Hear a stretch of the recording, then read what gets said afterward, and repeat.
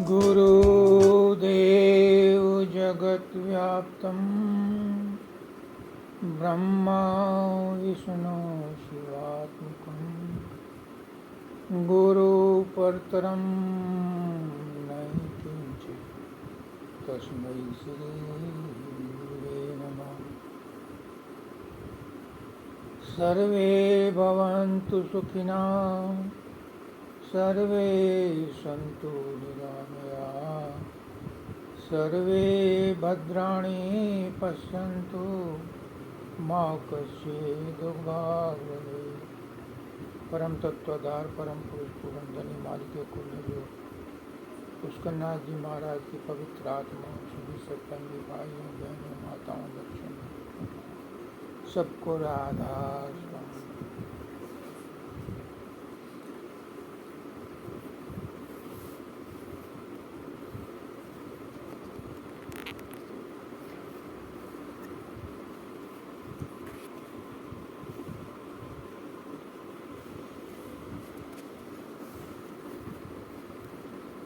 आप सब जिज्ञासु बन करके आए हो। आपके मन में तड़प है, और ये तड़प क्यों है?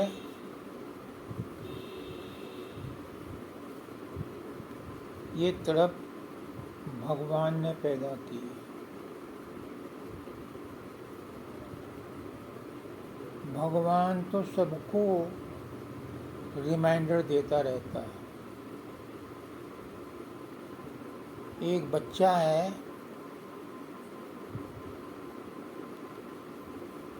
जब माँ उसकी तरफ नहीं देखती तो बच्चा मचल जाता है और माँ की ठोड़ी पकड़ के कहता है मेरी तरफ देख, तो माँ को मजबूर होकर के बच्चे की तरफ देखना पड़ता है।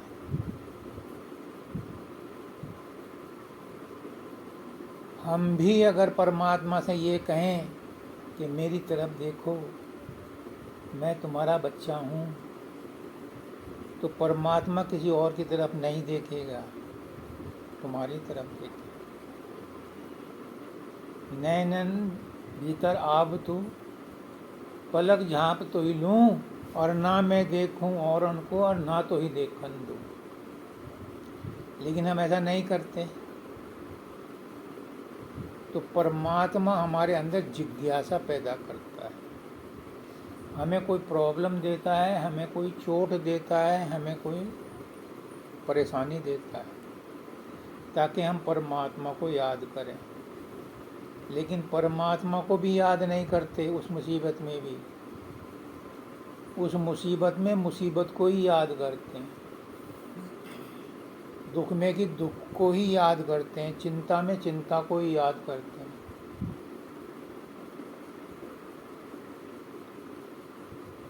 तो वो चिंता बढ़ जाती है, वो दुख बढ़ जाता है। अगर उस चिंता में, उस दुख में हम परमात्मा को याद कर लें तो परमात्मा प्रकट होकर के कहेगा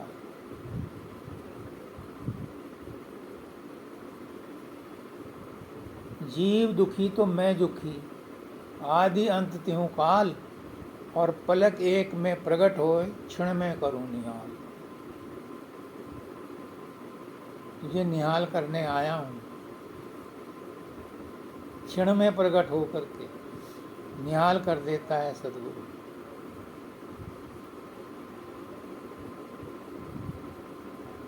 पर उसके लिए हमें उससे जुड़ना पड़ेगा।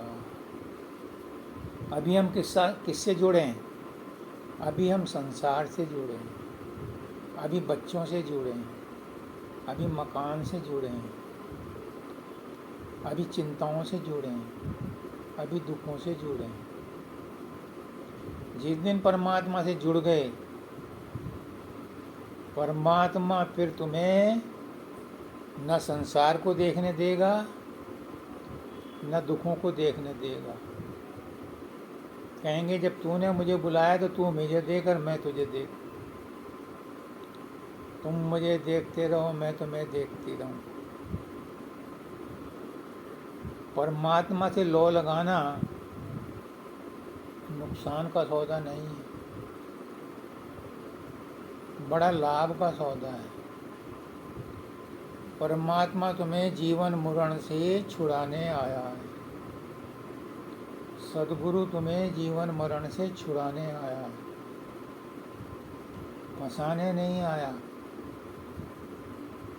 छुड़ाने आया है।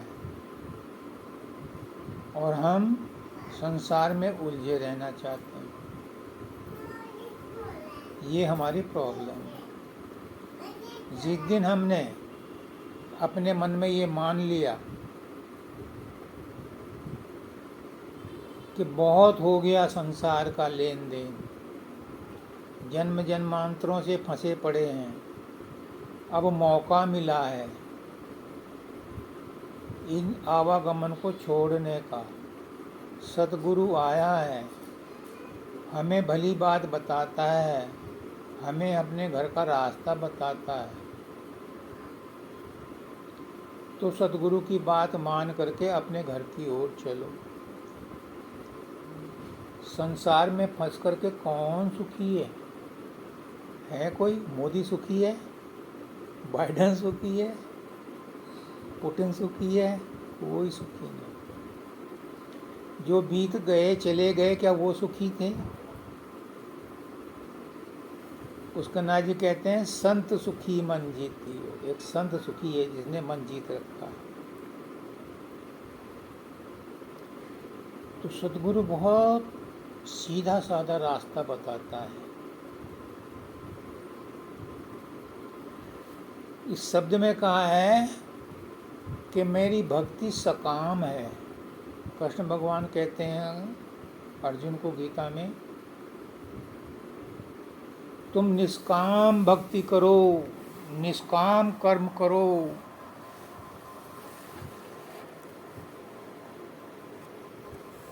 तो तुम कर्म करते हुए भी मोक्ष को प्राप्त कर लोगे। लेकिन दाता दयाल कह रहे हैं मुझे नहीं पता, हालांकि पता है उन्हें, लेकिन सत्संगी की तरफ से कह रहे हैं कि मेरी भक्ति तो सकाम है, मैं तो कामना सहित आया हूँ, कामना लेकर के आया हूँ। और इसलिए आया हूँ कि इस सकाम को निष्काम कर दो। मेरे बस में नहीं है कामनाएं हटानी। बाल बच्चों को जो लगाव हो गया है, मेरे बस में नहीं है कि मैं उस लगाव को दूर कर दूं। मैं तो सकाम बन करके आया हूँ, क्योंकि आप साकार रूप में हो, निराकार में हो तो निष्काम भक्ति की बात करें। आप साकार रूप में आए हो तो मैं तो सकाम भक्ति लेके आया हूँ। मतलब मेरे अंदर तो कामनाएं भरी पड़ी हैं, इनको निष्काम करो तो तुम्हारी कुछ वक़्त है, तो तुम्हारी कुछ अथॉरिटी है। तो वो कहते हैं कि भक्ति मेरी निष्काम बने। आप बना सकते हो निष्काम, मेरे बस में नहीं है। मैं तो बहुत कर ली, अगर मेरे बस में होती तो मैं जन्म यहाँ लेती। मेरे बस में होता तो मैं यहाँ रहता क्या? कभी का तेरे पास आ गया होता। बच्चा कहता है पालने में पड़ा हुआ माँ को रो करके कि मेरे बस में होता तो मैं तेरे पास कभी ना कूद के आ जाता, मुझसे तो चला फिरा नहीं जाता। पर तू तो पैरों वाली है, आँख वाली है, हाथ वाली है, आकर के मुझे उठा ले पालने में से। तो वही कह रहे हैं कि ये भक्ति मेरी निष्काम बने। तू चाहेगा तो ये भक्ति निष्काम हो जाएगी। मुझे तो गुस्सा आता है, तू चाहे तो मेरा गुस्सा कम कर दे, क्योंकि मैं तेरा हूँ। तुझे जैसा है अच्छा लगे वैसा मुझे बना ले। ये मेरी अर्जी है, मैं वो हो जाऊँ जो तेरी मर्जी है। जैसा मुझे बनाना चाहे बना ले,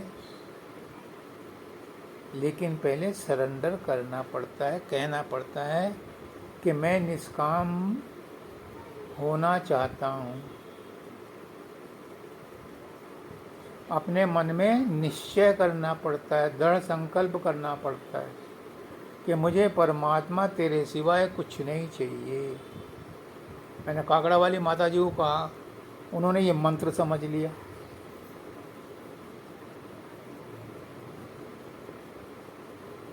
मैं तेरी तू मेरा, और उससे वो जो है सारे बाधाएं पार करके अब संत पने में है। मैं तेरी तू मेरा, बीच में कोई है ही नहीं। तो जब ऐसा हम संबंध जोड़ लेते हैं, बच्चा कहता है माँ से मैं तेरा तू मेरी, तो माँ भी कहती है कि हाँ मैं तेरी, और माँ अपने जान पे खेल के भी उस बच्चे की रक्षा करती है। हम टिहरी में थे, 78 की बात है, 78। तो जिस मकान में रहते थे वहाँ ऊंचे नीचे मकान बने होते हैं। तो जिस मकान में हम रहते थे, नीचे जो मकान मालिक था उसकी छत हमारे फ्लोर बनी हुई थी। तो उसकी घरवाली अपनी छत पर बैठी थी। नीचे से बच्चे या तो चूल्हे की तरफ गया, या कोई कुत्ता उत्ता उन्होंने देखा होगा तो उसको वो छेड़ रहा था, या गाय की तरफ, गाय तो होती नहीं, भैंस की तरफ गया।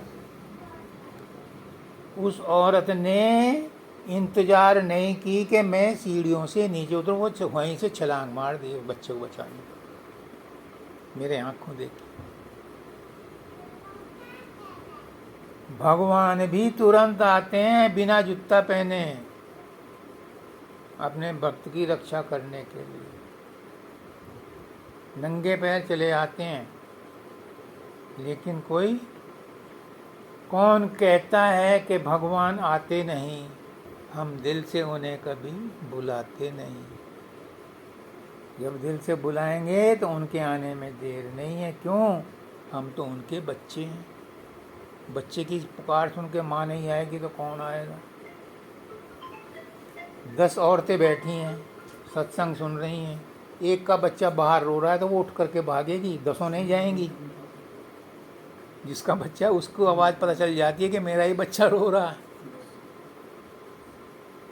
भगवान भी ऐसे ही रोते हुए भागते हुए आते हैं अपने भक्त की रक्षा करने के लिए।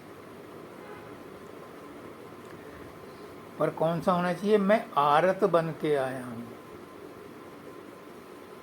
आरत बन के जाना पड़ेगा। अभी आरती करते हैं ना, तो आरती करते हैं, लेकिन आरती वही लगती है जो आरत बन करके करता है। अगर इसमें डिस्प्ले नहीं हो रहा तो आवाज़ तो आ रही है इसमें। जो आरत बन के आता है उसकी ही आरती मंजूर होती है। जो दुनिया के ख्याल रख कर के आरती करता है वो आरत नहीं है। फॉर्मलिटी तो पूरी करता है, पर स्वीकार उसकी होती है जो रो करके करता है। क्योंकि बच्चे को मालूम है माँ वैसे नहीं मानेगी तो रोने लगता है, और माँ सारा काम छोड़ के तुरंत आती है। रोने में वो हम सबका अनुभव है। हमने बचपन में माँ को बुलाया है रो रो के। जब तक बच्चा खेल रहा है माँ अपने काम धंधे में लगी है। परमात्मा भी ये इंतज़ार करता है कि संसार में फंसा है, खिलौनों से खेल रहा है। जब बच्चा रोया माँ सारे काम छोड़ के आ जाती। दूध उबल रहा है तो उबलने देती है, उसे भी उतारने की फुर्सत नहीं है। बच्चा रो लिया, बच्चे के पास ना। परमात्मा भी बिना गरुड़ के भागे चले आते हैं, उसकी इंतज़ार भी नहीं करते अपने भक्त की रक्षा करने के लिए। अर्थ, धर्म, काम और मुक्ति,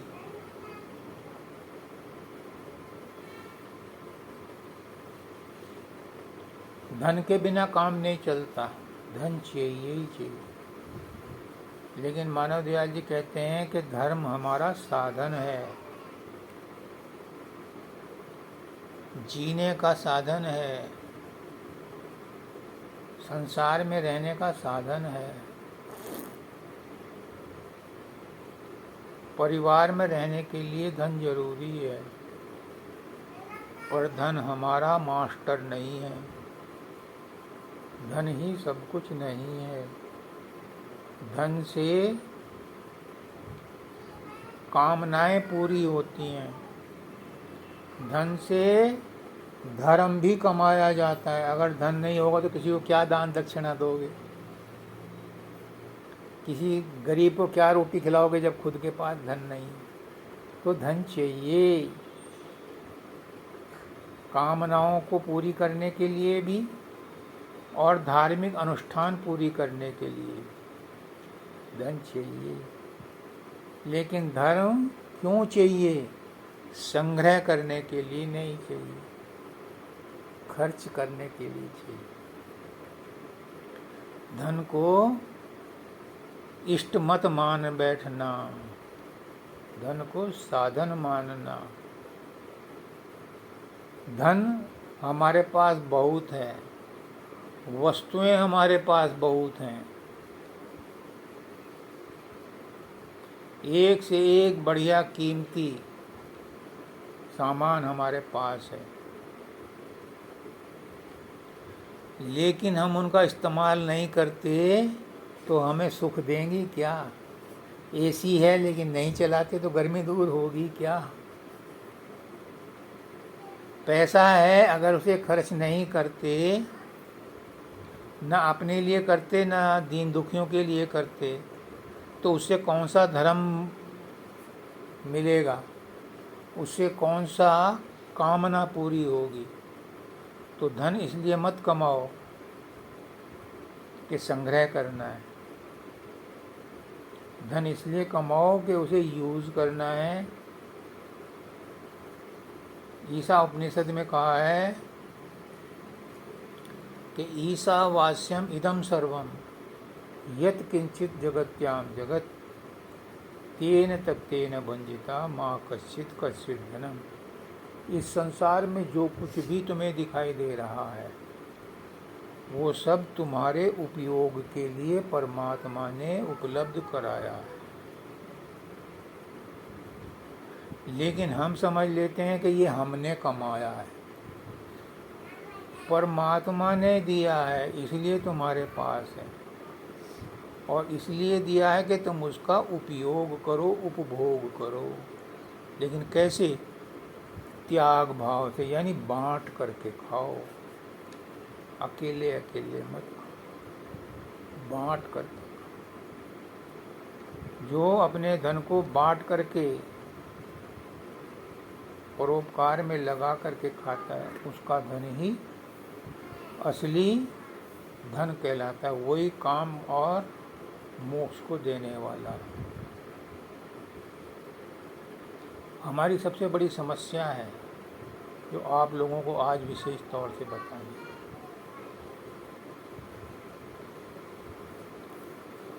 हर आदमी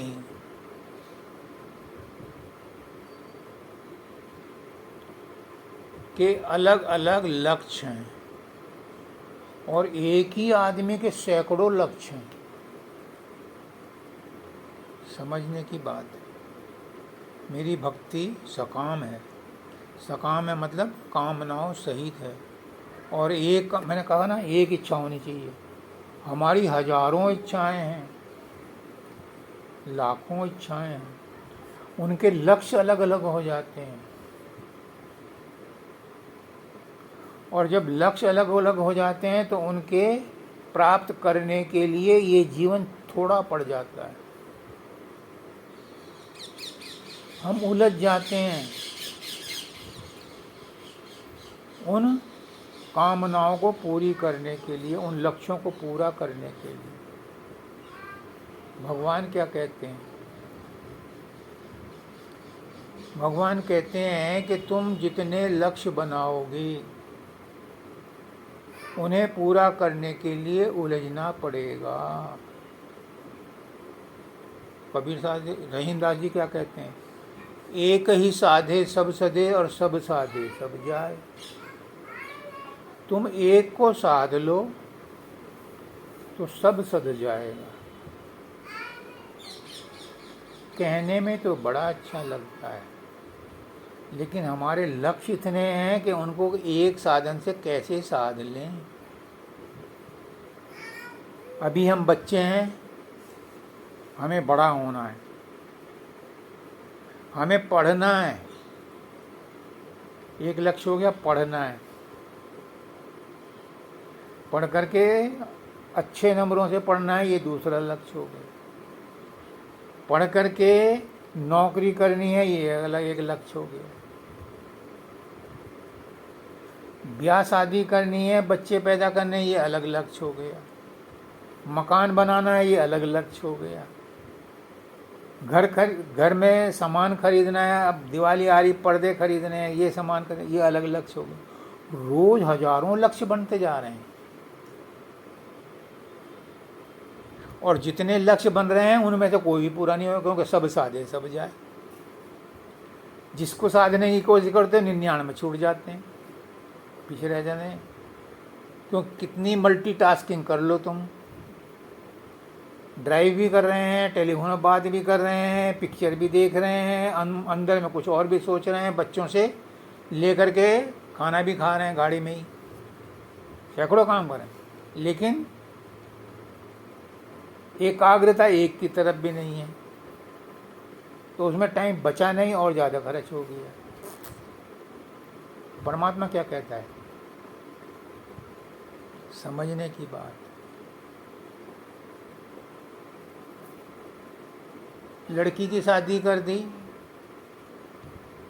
लड़के की शादी कर दी, उनके परिवार में क्या हो रहा है, ये और एक लक्ष्य हो गया। अनगिनत लक्ष्य बनते चले जाते हैं, जिनका कोई हिसाब नहीं। और जब लक्ष्य ज़्यादा हो जाते हैं तो दिमाग में टेंशन, गुस्सा, depression, hypertension, low blood pressure, high blood pressure, सैकड़ों बीमारियां हो जाती हैं। शरीर खराब हो जाता है तो शरीर की चिंता शुरू हो जाती है। क्यों? क्योंकि लक्ष्य हमारे अलग अलग हो गए। अब अपने शरीर को स्वस्थ करने के लिए लक्ष्य हो गए, भाई उस डॉक्टर के नहीं, इससे चलो, उससे नहीं, उससे के बाद चलो। लक्ष्य बदलते जाते हैं। और परमात्मा कहता है कि एक लक्ष्य रखो तो सब सध जाएगा। ये कैसे संभव है? यही समझाने आया हूँ कि एक लक्ष्य रखो तो सब सध जाएगा, और नहीं तो सब साधोगे सब चला जाएगा, और हम वहाँ के वहीं रहेंगे, बल्कि और हालत बिगड़ जाएगी। अब एक लक्ष्य कैसे रखें? गृहस्थी में रहते हुए, सन्यासी तो रख ले, हम गृहस्थी में रहते हुए एक लक्ष्य कैसे रख लें? परमात्मा कहते हैं, कृष्ण भगवान अर्जुन को कहते हैं, जो तू खाता है, जो पीता है, जो धर्म करता है, जो ध्यान करता है, जो लड़ाई करता है, जो भी सोचता है, वो मुझे अर्पण कर दे। यानी कितने ही लक्ष्य हों, मैं तो परमात्मा की खुशी के लिए सो रही हूँ, परमात्मा की खुशी के लिए जाग रही हूँ, परमात्मा की खुशी के लिए रसोई बनाई है, परमात्मा की खुशी के लिए मकान बनाया है, परमात्मा की खुशी के लिए शादी की है, परमात्मा की खुशी के लिए रोटी बनाई है, परमात्मा की खुशी के लिए रोटी खा रही हूँ, परमात्मा की खुशी के लिए हाथ मुंह धो रही हूँ, सफाई कर रही हूँ, नहा रही हूँ, परमात्मा की खुशी के लिए टट्टी पेशाब जा रहे हैं, परमात्मा की खुशी के लिए बच्चों की शादी की है, परमात्मा की खुशी के लिए बच्चे अपनी नौकरी कर रहे हैं। यानी हर काम परमात्मा की खुशी के लिए जोड़ दो तो सारे काम परमात्मा के हो जाएंगे। कौन सी मुसीबत है? कर तो अब भी रहे हो, करना तब भी है। अभी अपने लिए कर रहे हो, तब परमात्मा के लिए करो।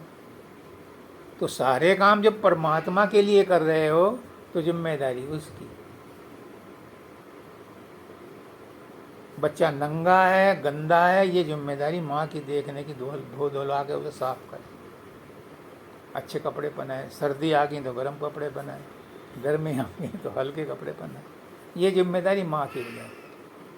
जब हमने सारे काम उसे सौंप दिए,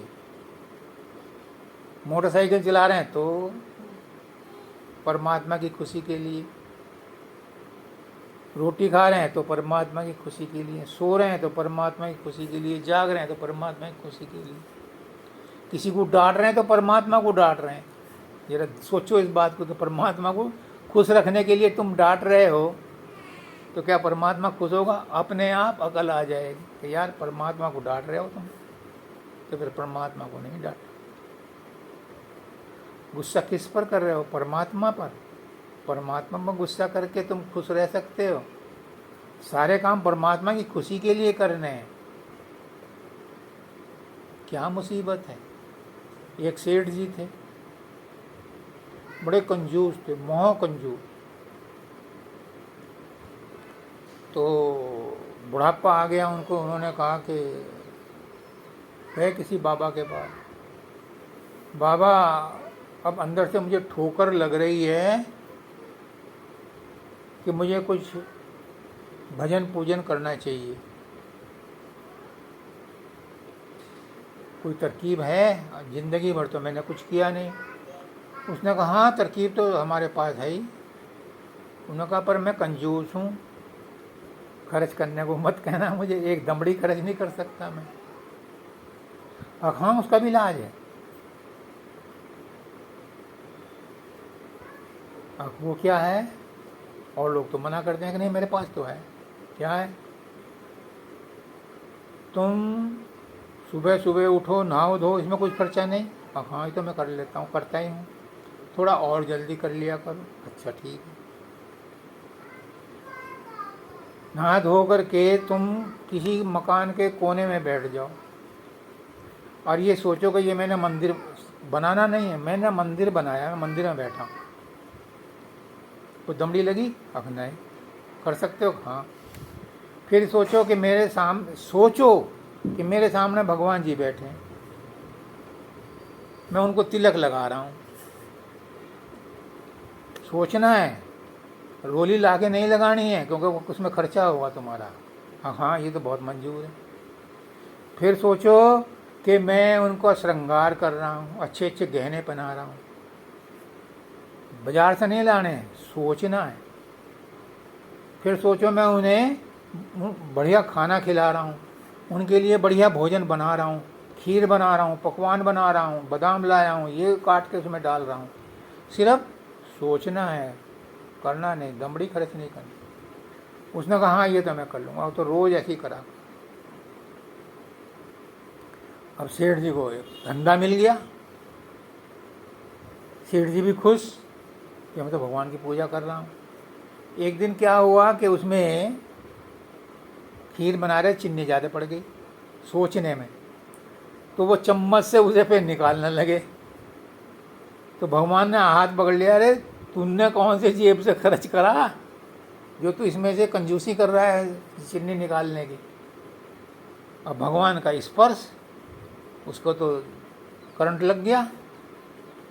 उसने कहा कि जब भगवान झूठ मूठ में मेरा हाथ पकड़ सकता है तो मैं सच में करूँगा तो क्या नहीं हो सकता। उस दिन से वो धर्मात्मा बन गए।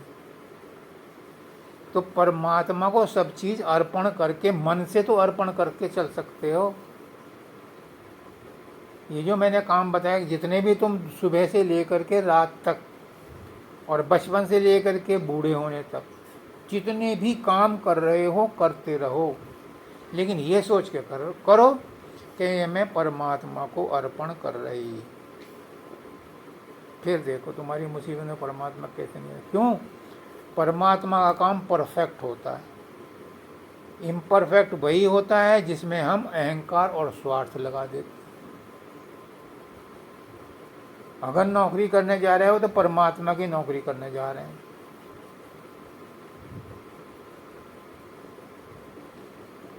हम ऑफिस में जा रहे हैं, टेबल भी मालिक की, कलम दवात भी उसी की, पेपर भी उसका, फाइलें भी उसी की।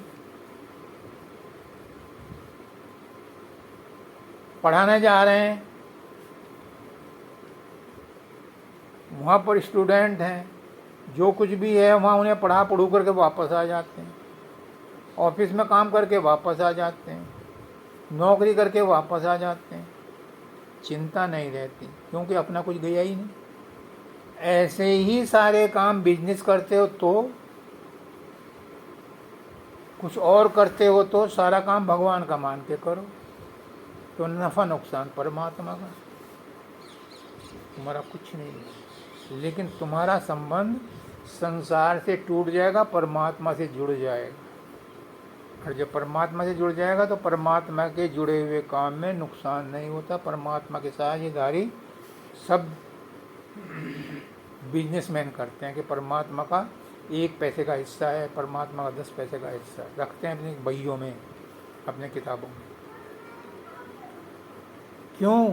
क्योंकि सारा कुछ है तो उसी का। तुमने तो बेईमानी कर रखी है चीज़ परमात्मा की, कह रहे हैं मेरी। हम कहाँ से लाए थे? खाली हाथ आए थे और खाली हाथ जाएंगे। जो मिला यहीं से मिला। उसका नाजी कहते हैं कि तुम कहोगे कि हमें अपनी बुद्धि से कमाया। बुद्धि किसने दी? बुद्धि की शक्ति किसने दी? शरीर किसने दिया? वो उसी ने दिया। तो जब उसने दिया तो उसका शुक्रिया अदा करते हुए तुम्हें क्या मुसीबत आ रही है? पड़ोसी से 1 कप चीनी मांग लो कि शाम को दे देंगे, तो जब वो देता है तो उसकी 10 दफ़े धन्यवाद देते हो। बस में जा रहे हो, किसी ने तुम्हें सीट ओवर कर दी तो उसे धन्यवाद देते हो। और परमात्मा ने इतना सब कुछ दिया है, परिवार दिया, इतना हमारा सामान दिया, शरीर दिया, हट्टे कट्टे आँख दी, नाक दी, कान दी, सब कुछ दिया, उसका धन्यवाद कोई नहीं करता। उल्टी और से शिकायत करते हैं तूने मेरा ये काम नहीं किया। तो आज से, अभी से सारा कुछ परमात्मा का ही समझ करके करो कि उसी का है, उसी को देना है, उसी के लिए करना है। तो फिर जो भी हमारे साथ जुड़ा है उसके हित की रक्षा, उसकी भलाई की रक्षा करने की जिम्मेदारी उस परमात्मा की हो जाती है। जब लड़की ब्याह करके जाती है ससुराल, तो उस लड़की की सारी जिम्मेदारी पति की हो जाती है। अनजान आदमी के साथ में हमने 20-22 साल की लड़की को पाल पोस के सौंप दिया। किसके भरोसे? उस परमात्मा के भरोसे। और जब वो परमात्मा के भरोसे अपने पति के साथ चली जाती है तो उस पति पर विश्वास करके वो सुखी रहती है, फिर अपने माँ बाप को भी भूल जाती है। तो क्या हम परमात्मा पर हम विश्वास नहीं कर सकते? दाता दयाल का एक और शब्द है, जिसने बंधन में फंसाया है छुड़ाएगा वही, जाल माया मोह के आकर कटाएगा वही। गर्भ में माता के जो रक्षक बना था हर घड़ी, जागता जीता पुरुष अब भी बचाएगा वही। सोच क्यों करता है, इस सोच से क्या लाभ है, तेरी करनी लाभ का कारण बनाएगा वही। तन में है वह मन में है, घट में है वह पट में है, संसार की खटपट में है, तुझको क्यों चिंता है, खटपट को मिटाएगा। जब परमात्मा पे विश्वास कर लेते हो तो परमात्मा तुम्हारा हमदम बन जाता है। वो तुम्हारा रहबर बन जाता है, तुम्हारा रक्षक बन जाता है। लेकिन हम अहंकार और स्वार्थ में परमात्मा को भूल जाते हैं। परमात्मा हमसे एक क्षण के लिए अलग है नहीं, हो नहीं सकता, उसकी हिम्मत नहीं है, उसके बाप की हिम्मत, मैं आज डंके की चोट, भगवान के बाप की भी हिम्मत नहीं है कि तुम्हें वो अलग कर दे।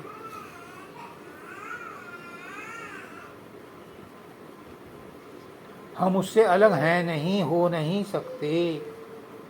दुनिया की कोई ताकत हमें परमात्मा से अलग कर नहीं सकती। परमात्मा भी हमें अपने से अलग नहीं कर सकता, उसकी इतनी हिम्मत ही नहीं है।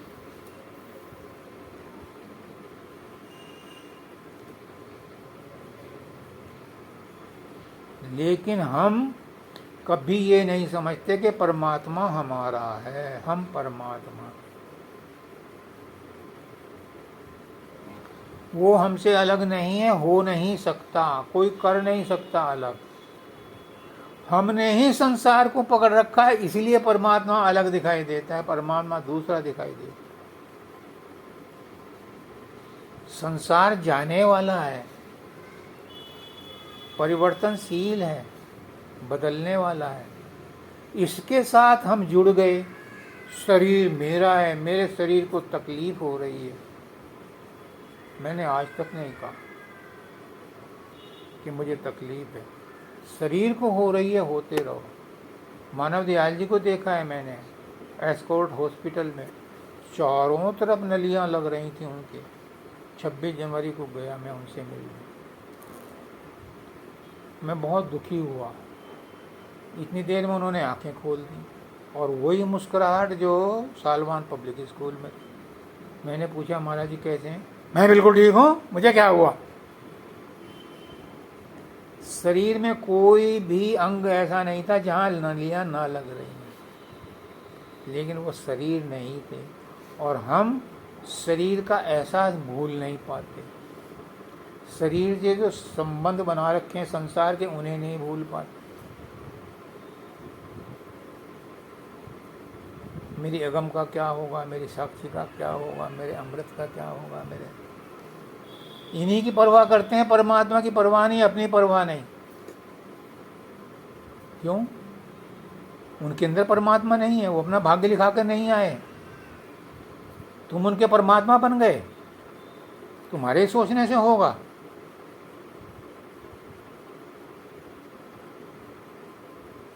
अगर हम अपने किसी रिश्तेदार के बारे में सोचते हैं तो क्या अपने कर्म दे सकते हो उसे? क्या उसकी बीमारियां ले सकते हो? नहीं। जो ले सकता है और दे सकता है उससे प्रार्थना करो तो शायद उसको कुछ फल मिल जाए। उसको तो हम पकड़ते नहीं, अपने आप की शांति को भंग करते रहते हैं। अरे इंडिपेंडेंट है वो, उसकी बिना मर्जी के तो पत्ता नहीं हिलता। तो जो कुछ हो रहा है क्या उसकी बिना मर्जी के हो रहा है? इसी गाड़ी को टक्कर मार के चला गया, इसने कहा चलो ऐसा होना था, हो गया। इसमें भी भलाई है।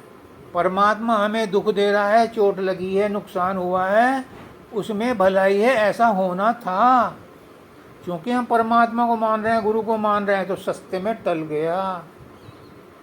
और अगर उसे सोच विचार करोगे तो नया कर्म बन गया।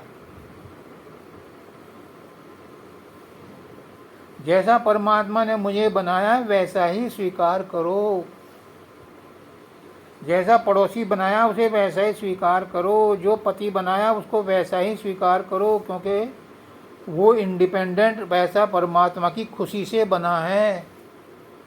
मैं जैसी बनी हूँ वो परमात्मा की खुशी है, उसमें दखल देने का, आलोचना करने का हमें क्या हक है? और अगर करते हैं तो नया कर्म बनाते हैं। फिर सदगुरु की जो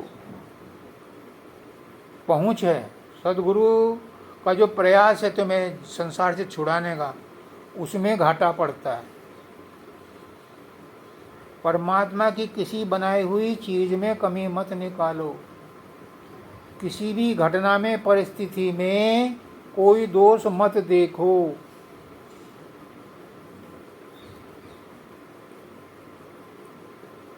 जो भी हो रहा है उसकी मर्जी से हो रहा है, हमारी भलाई के लिए हो रहा है। हमारे कर्म ऐसे ही कटने हैं, इसलिए हो रहा है। दुख इसलिए आ रहा है कि कर्म कट रहे हैं। अब परमात्मा के बच्चे हैं, क्या परमात्मा हमें दुखी करके खुश है? हमें जो दुख आ रहे हैं हमारे कर्म काट रहा है, हमारे धो रहा है। वो सर्दियों में माँ ठंडे पानी से नहलाती है बच्चे को तो उसे बड़ा तकलीफ होती है कि ये बड़ी डायन है।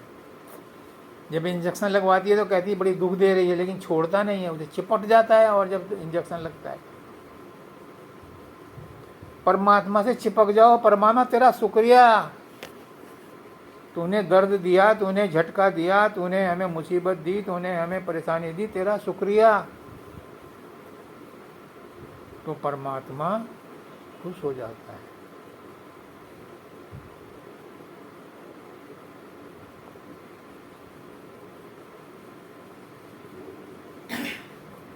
मन चंचल है, अज्ञानी है।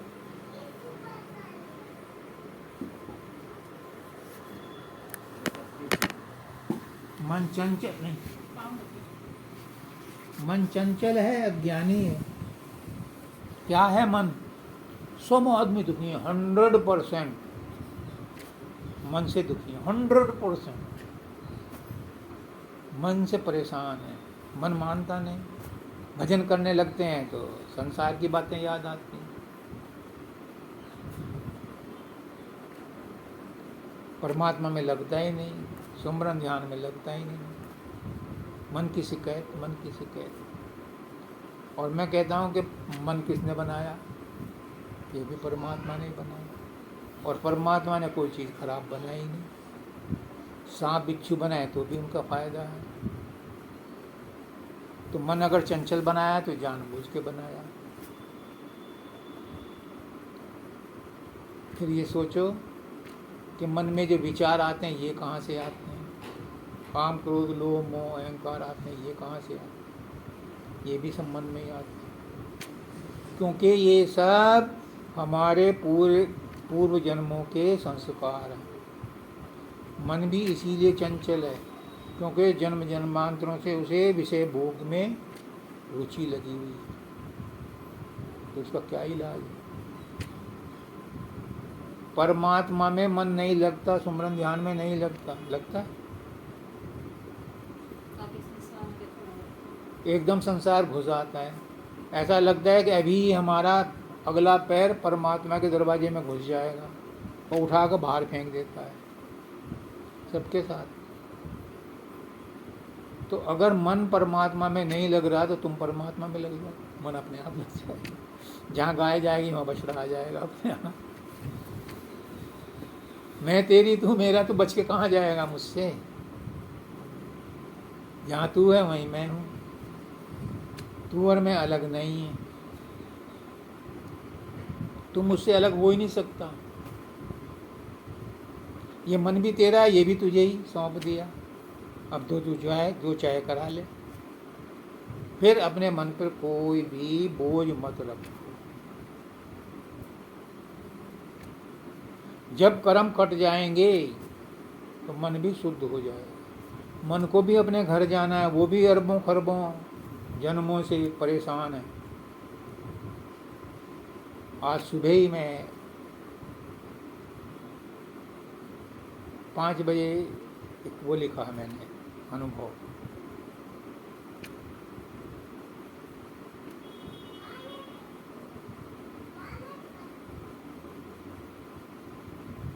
जब हमारी आत्मा, हमारी सूरत, वो मालिक कहीं और है, पता नहीं कहाँ है, वहाँ से चल करके हमारे यहाँ, और यहाँ से उतर करके वो यहाँ आ गई। यहाँ तक का तो पता है, यहाँ के बाद वो सारे शरीर में फैल गई, इसका किसी को नहीं पता कहाँ कहाँ। संत महात्मा कहते हैं इसे खींच करके तुम यहाँ ले आओ।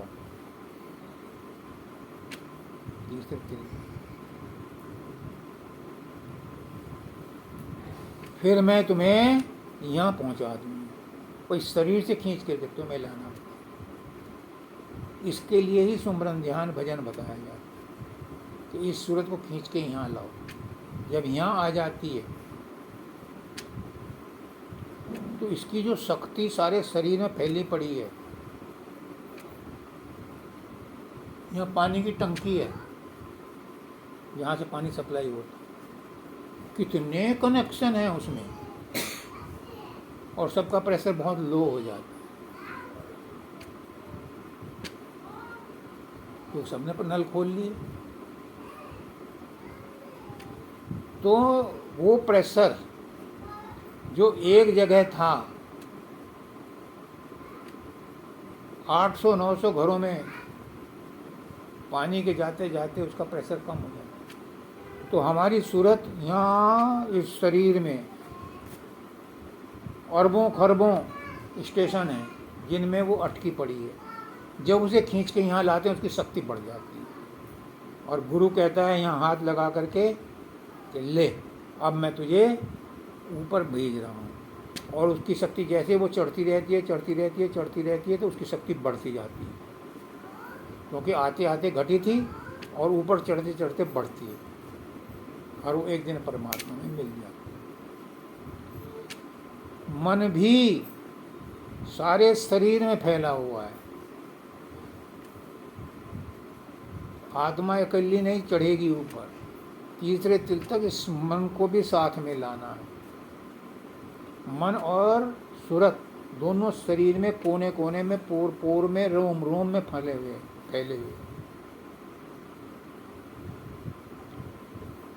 जब डॉक्टर ऑपरेशन करता है तो कोई लोकल एनेस्थीसिया देता है, कोई पूरी बॉडी में एनेस्थीसिया दे देता है, शून्य कर देता है उस पोर्शन।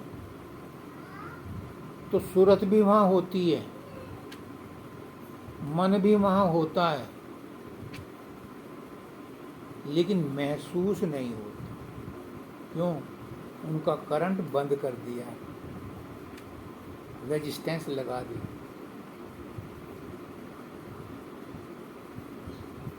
तो महसूस नहीं होता, और जब ऐसे ही शरीर से निकाल करके उसे यहाँ ले आते हैं तो वो शरीर में क्या हो रहा है महसूस नहीं होता।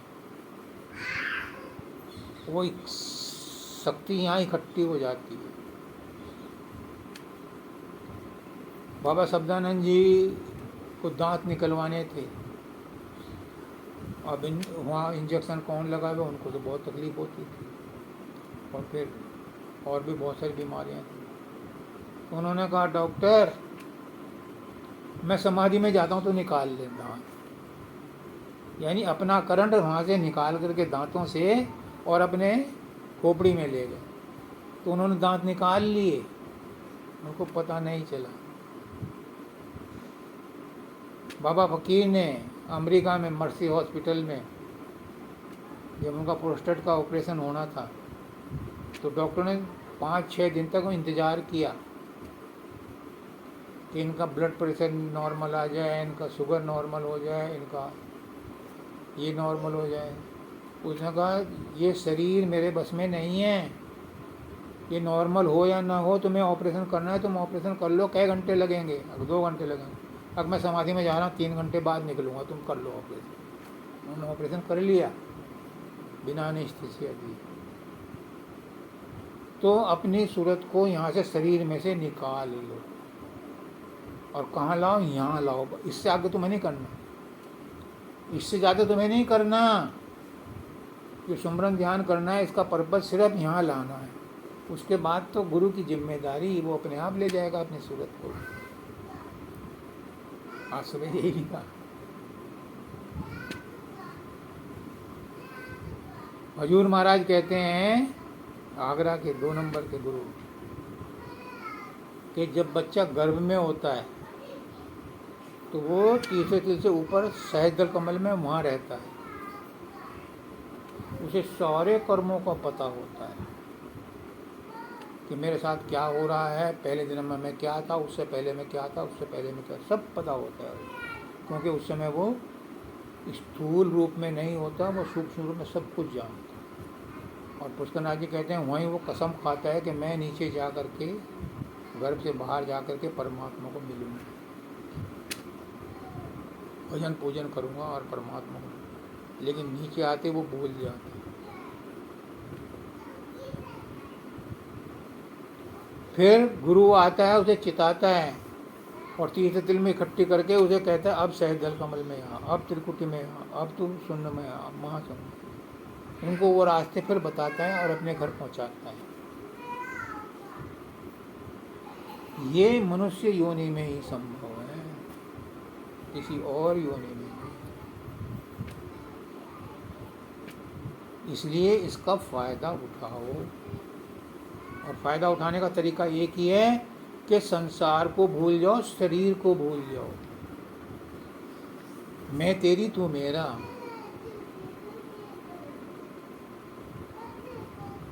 गुरु मेरा मैं गुरु, गुरु से मुझको काम, तन में मन में रहता गुरु का नाम, आठों गुरु का है। जब ऐसा हो जाता है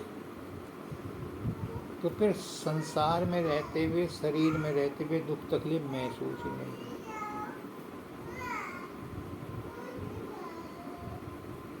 हमारा उद्देश्य एक ही होना चाहिए, है ना। शुरू में बताया ना कि हमारे हजारों उद्देश्य हैं, हमारा उद्देश्य एक ही होना चाहिए कि परमात्मा से मिलना है, परमात्मा के लिए सारे काम करने।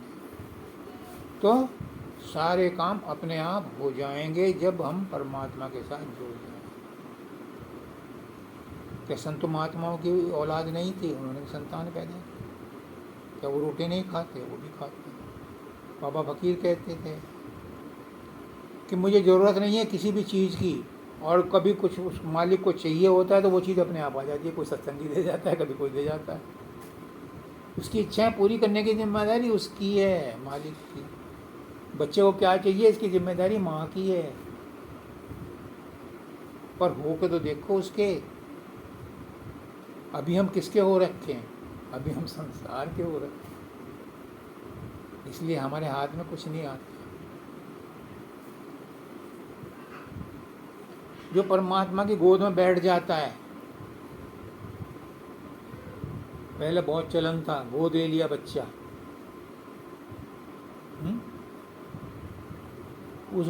वो बच्चा तो कंगाल के यहाँ पैदा हुआ था, गरीब के यहाँ था, और गोद लेते ही बादशाह बन गया, सेठ बन गया, सारी संपत्ति उसके पास आ गई। अगर हम भगवान के गोद में चले जाएंगे कह करके, तो क्या हम भगवान के वारिस नहीं बन जाएंगे? अपने मन में विश्वास करो कि मैं भगवान की हो गई, मैं गुरु की हो गई,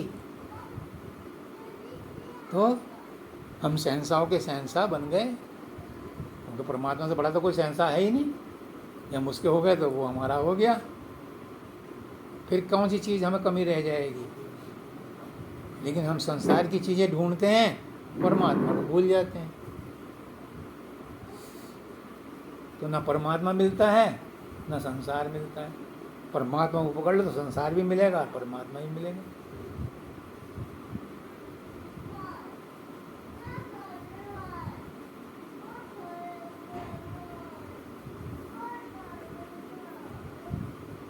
इस मन से छुटकारा दीजिए, मन निश्चल हो निष्काम बने।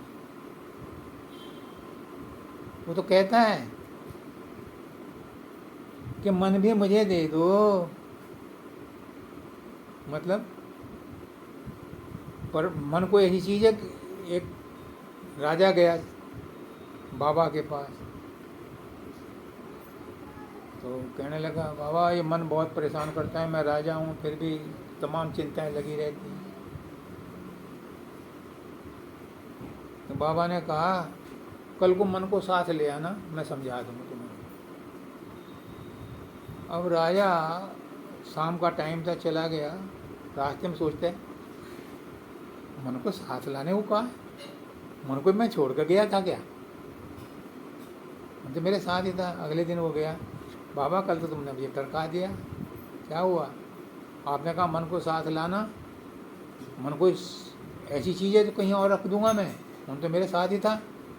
अच्छा तेरे साथ था, बैठ जरा, आंख बंद कर, 5 मिनट तक मत बोलना। 5 मिनट बाद बोला, मन कितनी देर तेरे साथ था? क्योंकि 1 मिनट में नहीं था, ये तो सैकड़ों जगह घूम रहा था। तो फिर मैंने तुझे क्या गलत कह दिया था? तो मन को साथ लाना, तभी मैं उसको समझा दूँ। तो मन को ऐसे नहीं समझाया जाता। तुम खुट्टे से बन जाओ भगवान के, तुम सदगुरु के खुट्टे से बन जाओ, मन अपने आप समझा दिया जाएगा। क्योंकि मन तुम्हारे से ही शक्ति लेकर के चंचलता कर रहा है।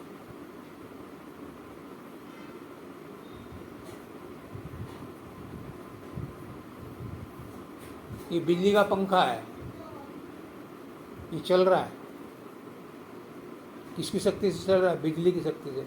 स्विच बंद कर दो तो नहीं चलेगा, पंखा तो रहेगा, नहीं चलेगा। तो शक्ति से किसकी चल रहा था? ये बिजली की। वो बिजली की शक्ति कौन सी है? आत्मा की, अपनी, मेरी। तो वो आत्मा की शक्ति मैंने गुरु के चरणों में लगा दी तो मैं गुरु की हो गई। तो अब मन मुझे क्यों परेशान करेगा? क्योंकि मन को शक्ति मिलेगी नहीं। तो अपने आप को परमात्मा के भव जाओ, अपने आप को परमात्मा में लगा। जहाँ जरा सा परमात्मा ध्यान उठा, रो पड़ो, तू कहाँ गया, मेरे सामने क्यों नहीं आता? परमात्मा को रहना पड़ेगा। बच्चा कहता है माँ को पकड़ के, मेरी तरफ देख, इधर उधर मत देख। ऐसे ही परमात्मा से कहो कि देख मैं तेरी भजन कर रही थी, तेरा पूजन कर रही थी, तेरे सुमरन कर रही थी, मन भाग गया।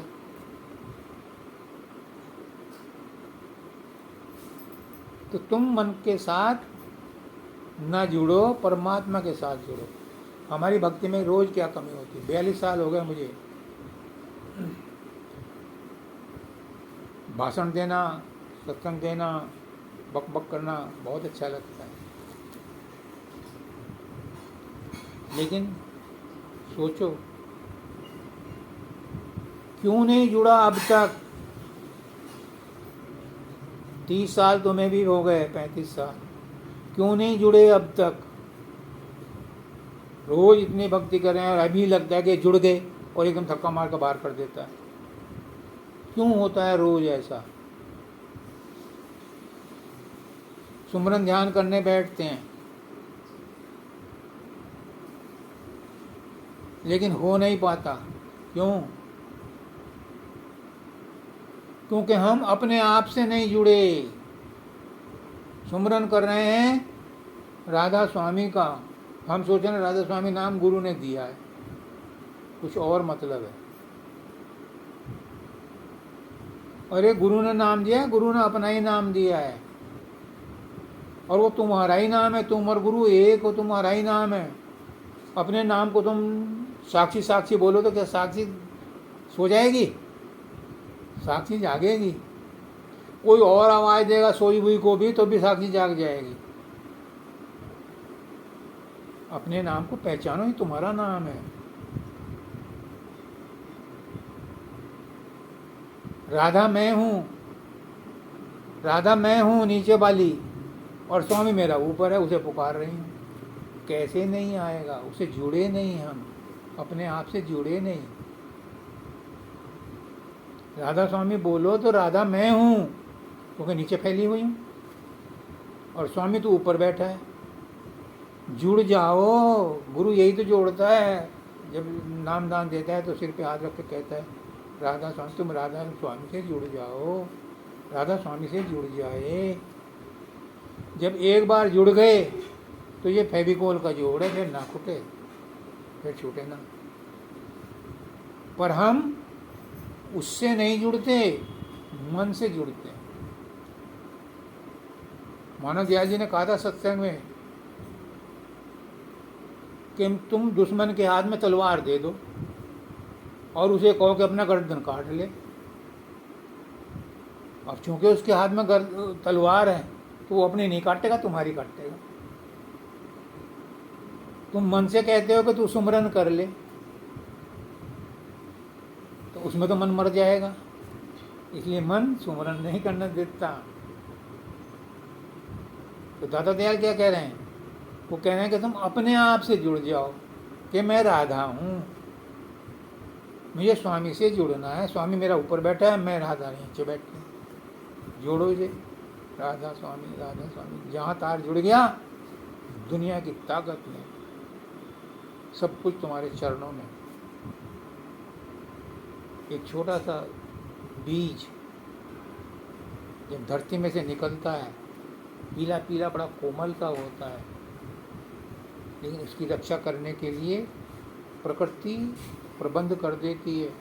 वो जरा सा पैर रखने से भी कुचल जाएगा, लेकिन फिर भी कितने बन इकट्ठे हो जाते हैं और कितने मजबूत पेड़ बन जाते हैं वो, क्योंकि उनकी रक्षा वो कर रहा है, उसकी जिम्मेदारी है। हम कहते हैं हमने बच्चों को पाला, हमने पाला वो बच्चे को पालने वाला वो है, बच्चे देने वाला वो है, उसकी जिम्मेदारी है। वो आज से नहीं, पहले से करता आ रहा है, तुम्हें तो माध्यम बनाया है, और इस माध्यम से तुम जुड़ जाते हो। अरे माध्यम वाले से जुड़ो, जिसने बनाया है, उस परमात्मा से जुड़ो। गुरु कहता है राधा स्वामी नाम दिया है,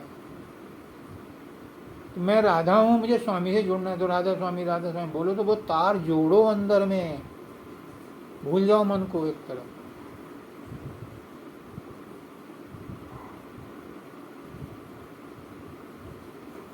जब अंदर में राधा स्वामी का मिलन हो जाएगा तो आत्मा परमात्मा का मिलन हो जाएगा।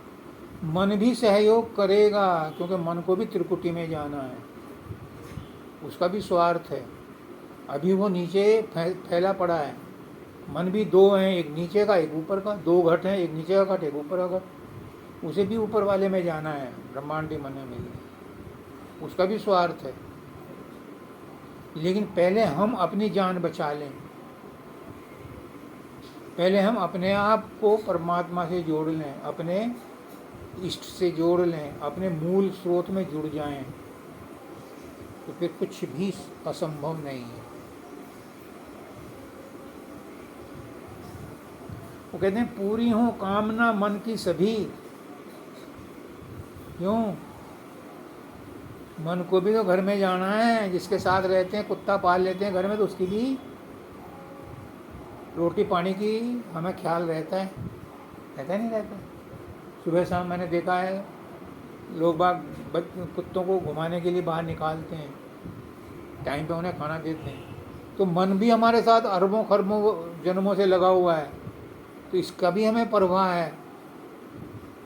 पूरी हो कामना मन की सभी, मन की भी कामना पूरी कर दो, ताकि ये भी हमारे साथ ही मुक्ति मिल जाए, इसे त्रिकुटी में पहुँच के। और स्वार्थ हमारा भी है, ये त्रिकुटी में वहाँ पहुँचेगा तो हमारी जड़ चेतन की ग्रंथि खुल जाएगी, हम अपने घर जाएंगे, ये अपने घर जाएगा, तब इस मन को विश्राम मिले, मन को इधर विश्राम मिलेगा और हम सुनमासन में पहुँच जाएंगे। एक एक शब्द बड़ा कीमती है, क्योंकि इस शब्द में ही शब्दार्थ है, इसी में परमात्मा है। परमात्मा क्या है? परमात्मा शब्द है, शब्द के अलावा कुछ नहीं है। संसार क्या है? ये भी शब्द है, शब्द से निकला है, शब्द में समाता है। हर चीज़ शब्द है, हर चीज़ परमात्मा है, हर चीज़ भगवान है। आज तुम्हें बताता हूँ,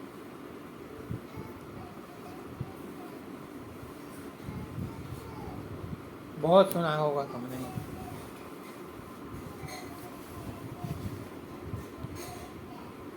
ब्रह्म ब्रह्म ब्रह्म, ब्रह्म को निराकार निर्गुण कहते, किसी ने नहीं देखा, उसमें कोई गुण नहीं है, और वो रचना की दूसरी स्टेज में है, ब्रह्मांड में रहता है, ब्रह्मांड का मालिक है ब्रह्म।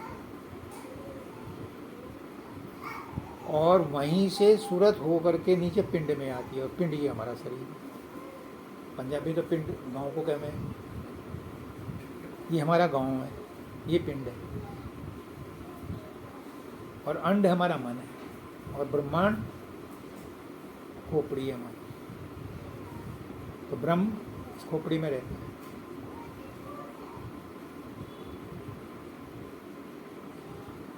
जब हमें परमात्मा को मिलने की तड़प पैदा होती है तो हमें उसका कोई रूप चाहिए। निराकार पे हम ध्यान नहीं लगा सकते, सुमरन तो कर सकते हैं लेकिन ध्यान नहीं लगा सकते, उसके लिए हमें रूप चाहिए।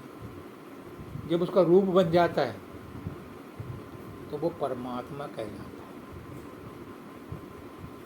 यानी निर्गुण है पर साकार है, वो परमात्मा है। दो बात हो गई। तीसरी बात है कि भगवान क्या है।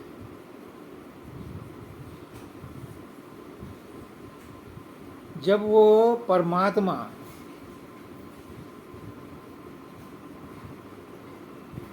सगुण निराकार में है तो परमात्मा है। परमात्मा का रूप तो है लेकिन निराकार है। जब वो सगुण साकार में आ जाता है तो वो परमात्मा भगवान बन जाता है, वही सद्गुरु होता है। सद्गुरु साकार रूप में, सगुण रूप में तुम्हारे सामने मौजूद है। ये वो तत्व है सद्गुरु।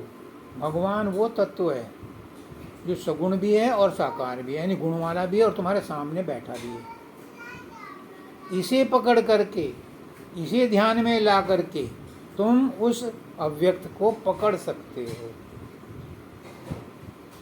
इसलिए सद्गुरु आता है चोला धारण करके, वही भगवान कहलाता है। और जब वो सहज दल कल में पहुंचता है तो उसे कहते हैं परमात्मा, उसे कहते हैं ज्योति निरंजन।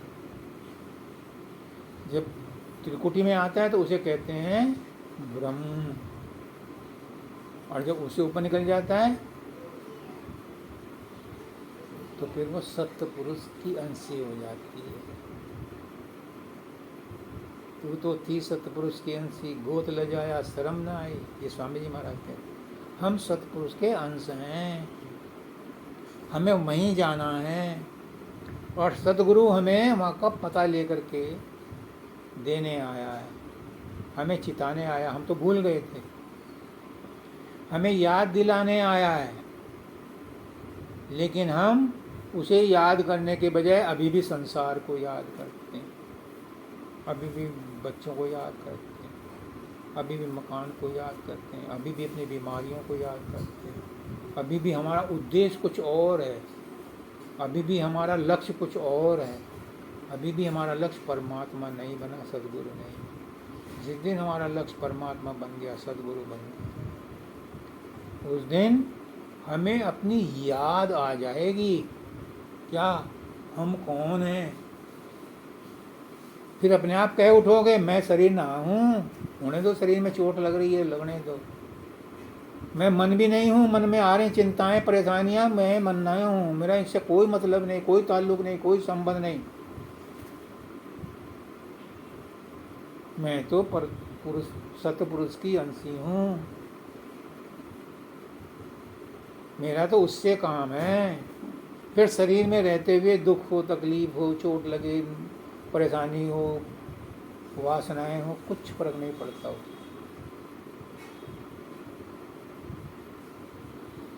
भजन बिन बावरे तूने हीरा सा जन्म गवाया, कभी न आया संत शरण में, ना कभी हरि गुण गाया। बै बै मरा बैल की नाई, सोई रहा उठ खाया, भजन बिन भाव रे तूने हीरा सा जन्म गंवाया।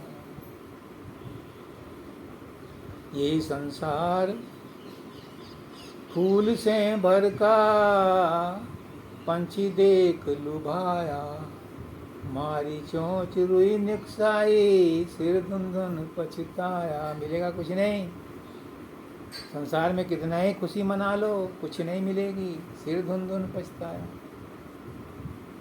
ये संसार हाट बनिए की सब जग सौदाया। विभिन्न प्रकार के एंटरटेनमेंट के साधन हैं, अब दिवाली पर तो और ज़्यादा मिलेंगे।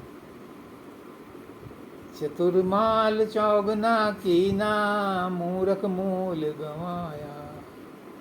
जो चतुर आदमी है वो अपने माल को बढ़ाता है, और जो मूर्ख है वो अपना मूलधन भी गंवा देता है। हमारा मूलधन क्या है? आत्मा परमात्मा की एकता, ये हमारा मूलधन है, इसे हम गंवा देते हैं। कहत कबीर सुनो भाई साधो, हाथ कछु नहीं आया, भजन बिन बावरे तूने हीरा सा जन्म गंवाया। मैं आज आप लोगों को यही बताने आया हूँ, तुम सब अधिकारी हो, तुम्हें एक एक को मुक्ति मिलनी है, और इसी जन्म में मिलनी है। मुझे इसीलिए भेजा है। लेकिन ये मत कह देना कि मेरे भरोसे ना रही हो।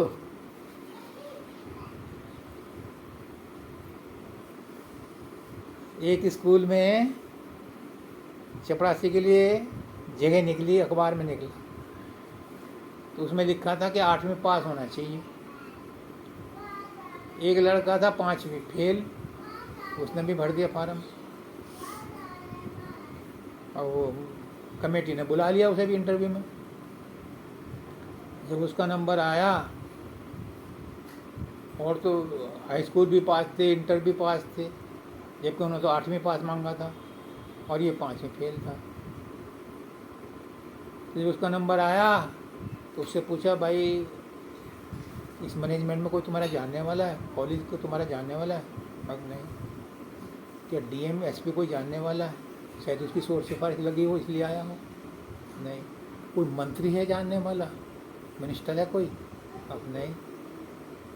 क्या सेंट्रल गवर्नमेंट में है? अब नहीं। फिर तुम क्यों आया है इंटरव्यू देने, और क्यों तूने अप्लाई किया? मैं तो इसलिए आया मेरे भरोसे न रही हो।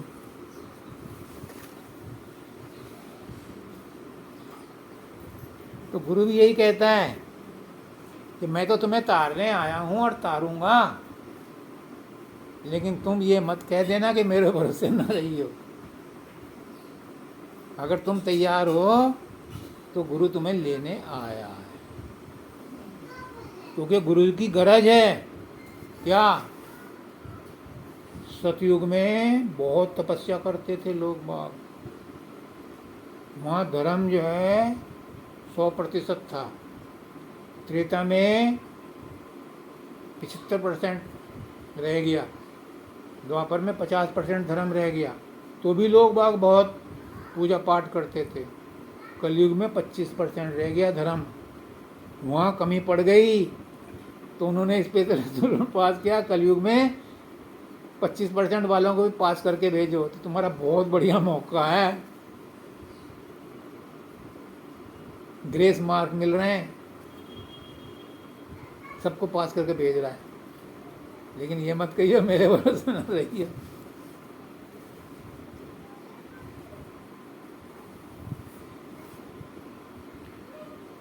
दुख से रहता हूँ विकल सदा, दुख आपत संकट से घिरा। दुख क्यों आता है?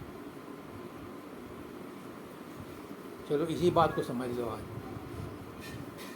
दुख क्यों आता है हमें? दुख इसलिए आता है, तुम्हें याद दिलाने के लिए। भगवान तुम्हें याद कर रहा है, इसलिए तुम्हें दुख दे रहा है, दुख महसूस हो रहा है कि अब तो समझ जा, बाल सफ़ेद हो गए, आंखों पे चश्मा लग गया, कानों से भी कम सुनाई दे रहा है, किस दिन याद करेगा मुझे, ये रिमाइंडर दे रहा है। लेकिन हम इन दुखों को भी तड़का देते हैं, अच्छे अच्छे डॉक्टर को दिखाते हैं, अच्छा अच्छा चश्मा मैंने भी कल बनवा बाल डाई कर लेते हैं, ये दिखाने के लिए कि हमें दुख ना है। तो परमात्मा किस ढंग से पुकारे? ये परमात्मा हमें याद करता है, इसलिए हमें दुख तकलीफ आती है, हमारी भलाई के लिए आती है। तो जितनी जल्दी जागो उतना भलाई है। आज के सत्संग में मैं यही बताने आया हूँ कि तुम सब अधिकारी हो, तुम सबको मोक्ष मिलेगा। एक बात बताओ,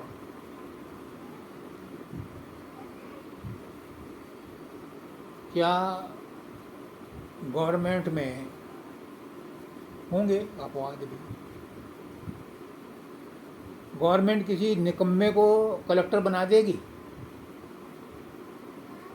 अधिकारी होगा तभी बनाएगी, है ना। और भले ही अखिलेश हो या मायावती हो, जब मिनिस्टर बनाती है कोई भी सरकार, तो उसमें कुछ काबिलियत देखती है तभी बनाती है, नहीं तो हटा देती है।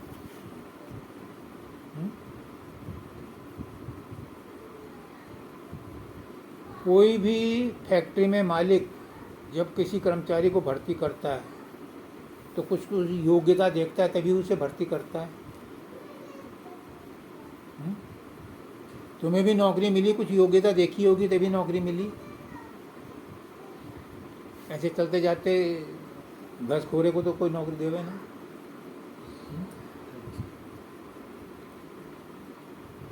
तो जब इस संसार में काबिलियत को देख करके नौकरी मिलती है, तो परमात्मा ने हमें मनुष्य शरीर दिया है जो मोक्ष का द्वार है। क्या उन्हें हमें बिना देखे वाले दे दिया? 84 लाख योनियाँ नहीं पड़ी, उनमें से कुछ को छांट करके मनुष्य योनि दी है। कितनी छानबीन करी होगी उसने, हमारे अंदर कुछ योग्यता देखी होगी तभी हमें मनुष्य योनि मिली है, क्योंकि इस मनुष्य योनि में ही मोक्ष मिलता है। तो उन्होंने हमें अधिकारी समझा, उस परमात्मा ने, इसलिए मिला। और हम इसकी कदर ना करें तो बहुत सारे मैंने डीएम भी देखे हैं रिश्वत देते पकड़े गए। अगर अधिकारी बना दिया और तुम अधिकार का दुरुपयोग करो तो फिर सजा मिलेगी। मंत्रियों को भी सजा मिलती है। वो इमरान खान जो है पाकिस्तान में पड़ा है जेल में, प्रधानमंत्री था, तो अधिकारी था, लेकिन अधिकारी हो करके उनने गलती करी तो फिर दंड मिलेगा। हम भी अधिकारी हैं मोक्ष के। परमात्मा ने हमें अधिकारी समझ कर ही मनुष्य बनाया है। नहीं 84 लाख योनियाँ पड़ी थी, नरक पड़ा था, कहीं भेज सकता था। उन्होंने हमें औरों से अच्छा समझा, हमें मनुष्य बनाया। और हम कितना वफादारी कर रहे हैं, कितना परमात्मा के पास जाने की कोशिश कर रहे हैं। पूछो अपने आप, क्यों पड़ते हो गुस्से में, क्यों काम क्रोध में, मोह में, लोभ में, अहंकार में फंसते हो? कितने दिन की जिंदगी है? अगले जन्म मनुष्य का मिल जाए जरूरी ना है, 84 लाख योनियाँ हैं और कितने ब्रह्मांड पड़े हैं, पता नहीं कहाँ जाकर डाल दे। गुरु के दर्शन भी ना मिलने के, सत्संग तो दूर की बात है। बड़े भाग मानुष तन पावा, सुर दुर्लभ सब संतैं गावा। बड़े भाग्यशाली हो, इसका फायदा उठाओ। मेरी सबको शुभकामनाएं हैं, दिवाली की भी मंगल कामनाएं हैं। तुम्हारे जीवन में बाहर आए, तुम अपने आप को पहचानो, तुम इस संसार में रहते हुए अपने उद्देश्य को पूरा करो, अपने लक्ष्य को प्राप्त करो। हमारा एक ही लक्ष्य है, परमात्मा से मिलन। बाकी तो सब एंसिलरी एक्टिविटीज़ हैं। ये तो सब सॉस और चटनी है, असली तो बर्गर वो है, पिज़्ज़ा खाना है। पिज़्ज़ा वाले भी बहुत सारे पाउच देते हैं, पता नहीं कहाँ हैं। तो ये सब जो दुनिया के धंधे हैं, ये तो सब फालतू की चीज़ें हैं। ये भी करनी है, ये भी छिड़कनी है उसके ऊपर, लेकिन मेन पर्पज़ क्या है हमारा, मेन उद्देश्य क्या है? परमात्मा को मिलना, और वो इसी जन्म में मिल सकता है, और सदगुरु तुम्हारी मदद करने को तैयार है, इसीलिए सबको राधा स्वामी।